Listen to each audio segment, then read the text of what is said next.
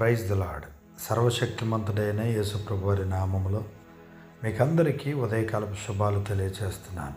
ప్రియమైన సహోదరి సహోదరులారా, దేవుడు నిశ్చయముగా మిమ్మలను మీ కుటుంబములను ఆశీర్వదించి ఉన్నతమైనటువంటి కృప అనుగ్రహించి నిత్యము నడిపించునుగాక. ఈరోజు ఆయుష్ను ఆరోగ్యాన్ని అనుగ్రహించిన దేవునికి మహిమ ఘనత ప్రభావాలు చెల్లిస్తూ దేవుడు ఏమై ఉన్నాడు అనేది మనం తెలుసుకుందాం. ఈ ఉదయకాలం దేవుడు ఫలమిచ్చేటటువంటి దేవుడుగా మనకు కనబడుతున్నాడు. హోషే గ్రంథం 14 అధ్యాయం 8వ వచనం, ఎఫ్రాయిము బొమ్మలతో నాకిక నిమిత్తమేమి, నేనే ఆలకించుచున్నాను, నేనే ఎఫ్రాయిమును గూర్చి విచారణ చేయుచున్నాను, నేను సిగురు పెట్టు సరళ వృక్షము వంటి వాడను, నా వలన నేను నీకు ఫలము కలుగును.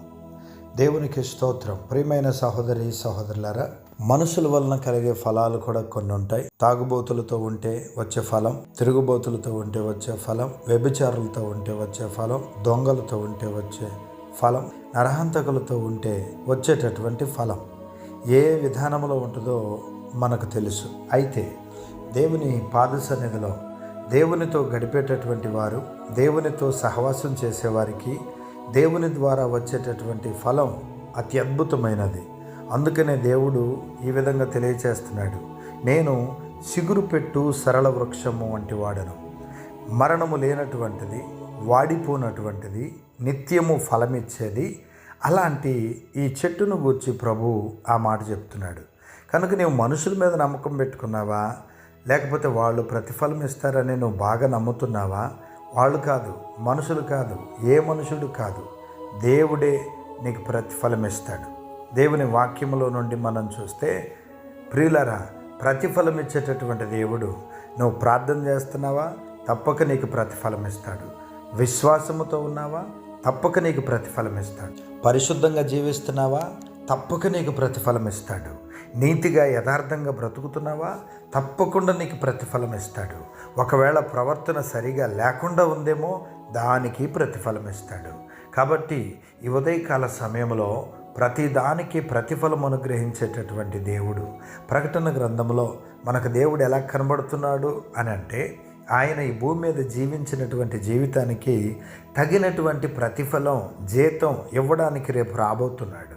కాబట్టి ప్రతి ఒక్కరు కూడా జాగ్రత్తతో, భయముతో, భక్తితో తమ జీవితాన్ని ముందుకు కొనసాగించినప్పుడు దేవుడు అత్యంత అద్భుతమైనటువంటి కార్యం చేస్తాడు. రోమపత్రిక 6వ అధ్యాయం 22వ వచనంలో, పరిశుద్ధత కలగడమే మీకు ఫలము అంటాడు. ఆయన్ని నమ్ముకొని ఆయన సన్నిధిలో విశ్వాసంతో మనం ముందుకెళ్తున్నప్పుడు మనకు కలిగేదేంటి ఆయన వలన అని అంటే పరిశుద్ధత కలగడమే మీకు ప్రతిఫలము.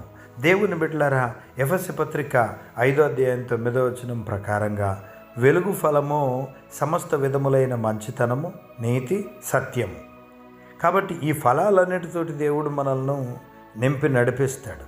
నీతి ఫలములతో నింపేటటువంటి దేవుడుగా ఉన్నాడు. పరలోక స్వాస్థ్యాన్ని మనకు ఫలముగా ఇచ్చేటటువంటి దేవుడుగా ఉన్నాడు. నీతి ఫలము సమాధానముతో నింపేటటువంటి దేవుడుగా మనకు కనబడుతున్నాడు. కాబట్టి ఉదయకాలంలో మనుషుల మీద నమ్మకం కాదు, ధనం, ధాన్యం వాటి మీద నమ్మకం కాదు, దేవుని మీద నమ్మకం పెట్టుకోండి.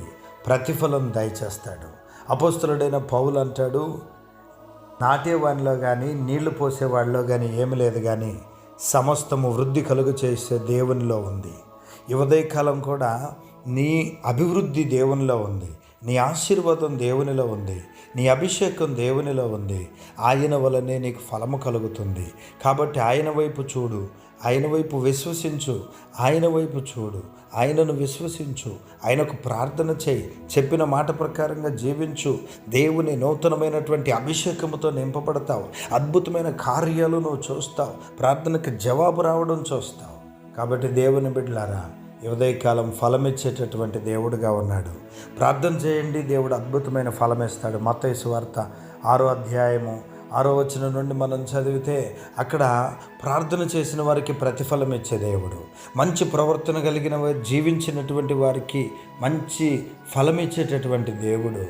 దేవుని బిడ్డలారా, ఆయన మాటకు లోబడిన వారికి అద్భుతమైన ఫలం ఇస్తాడు. కనుక ఈ ఉదయకాలం లోబడుతున్నావా? ఆయన వైపు చూడు.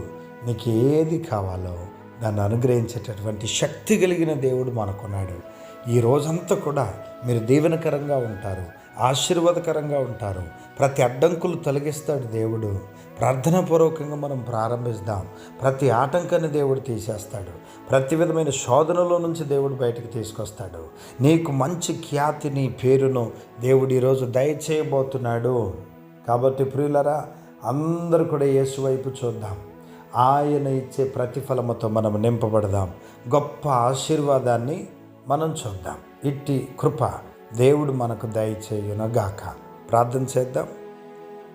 సర్వోన్నతుడైన మా తండ్రి, సకల ఆశీర్వాదముల కారణభూతుడ, పరిశుద్ధుడ, నమ్మదగిన దేవానికి స్తోత్రము. ఈ ఉదయకాలం అయినా అందరినీ కూడా ఆశీర్వదించండి. ఓ తండ్రి, ఏ కొరత కొదువ ఉన్నప్పటికీ కూడా యేసు నామములు తొలగించండి. దుష్టుడు కార్యాలు అయిపరచండి. ఆత్మలు రక్షించబడడానికి సహాయం చేయండి.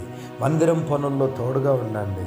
ప్రభువా, ఈ రోజంతా కూడా ఈ మాటలు వింటున్నటువంటి మా ప్రియ సహోదరి సహోదరులను దీవించండి, ఆశీర్వదించండి.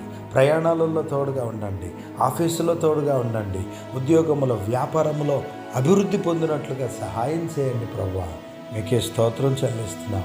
ఎవరెవరు ఏ ఏ రంగాలలో ఉన్నారో వాటన్నిట్లో కూడా నైపుణ్యత కలిగి అద్భుతంగా దీవించబడుదురుగాక.